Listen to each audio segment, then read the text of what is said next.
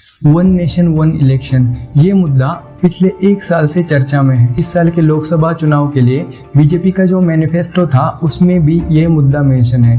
तो सिंपल शब्दों में वन नेशन वन इलेक्शन का मतलब है जैसे लोकसभा के हर 5 साल में इलेक्शन होते हैं तो उसी लोकसभा के साथ सारे राज्यों के विधानसभा इलेक्शंस है वो भी एक साथ लेना।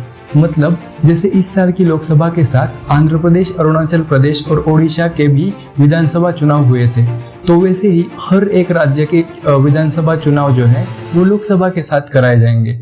लोकसभा और विधानसभा ये चुनाव एक ही दिन होंगे लेकिन अलग अलग टाइम पर, और इसके बाद अगले 100 दिनों में ग्राम पंचायत, डिस्ट्रिक्ट काउंसिल और नगर निगम जैसे इलेक्शंस होंगे। वन नेशन वन इलेक्शन के लिए भारत के पूर्व राष्ट्रपति रामनाथ कोविंद जी के लीडरशिप में एक कमेटी बनाई गई थी जिसने हमारे करंट प्रेसिडेंट द्रौपदी मुर्मू जी उनको एक इसके बारे में रिपोर्ट सौंपी।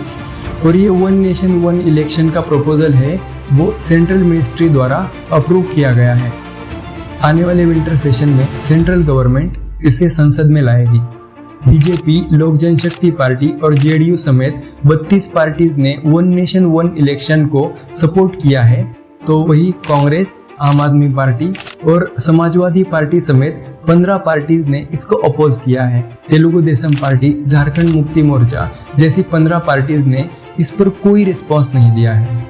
अगर ये बिल पास हुआ तो 2029 के जनरल इलेक्शंस के साथ इसे लागू किया जाएगा। अगर 2029 तक किसी राज्य की विधानसभा के 5 साल कंप्लीट नहीं होते हैं तब भी उस विधानसभा को बर्खास्त किया जाएगा। फॉर एग्जाम्पल तमिलनाडु, उत्तर प्रदेश और वेस्ट बंगाल।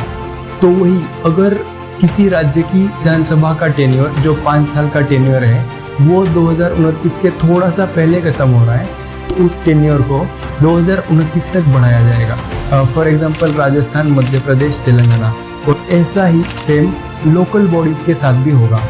आइए जानते हैं वन नेशन वन इलेक्शंस की वजह से क्या फायदे हो सकते हैं। तो पहला तो ये कि इलेक्शंस पर जो खर्चा होता है वो बचेगा क्योंकि सारे इलेक्शंस एक ही टाइम पर किए जाएंगे। रिपोर्ट्स के अनुसार पिछली जो लोकसभा थी 2019 की उसमें टोटल खर्चा 60,000 करोड़ रुपयों का हुआ था।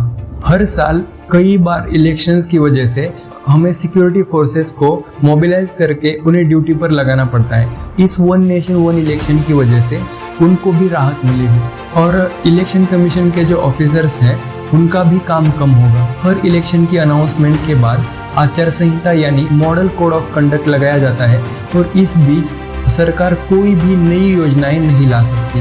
आइए देखते हैं वन नेशन वन इलेक्शंस के कंसर्न्स के बारे में।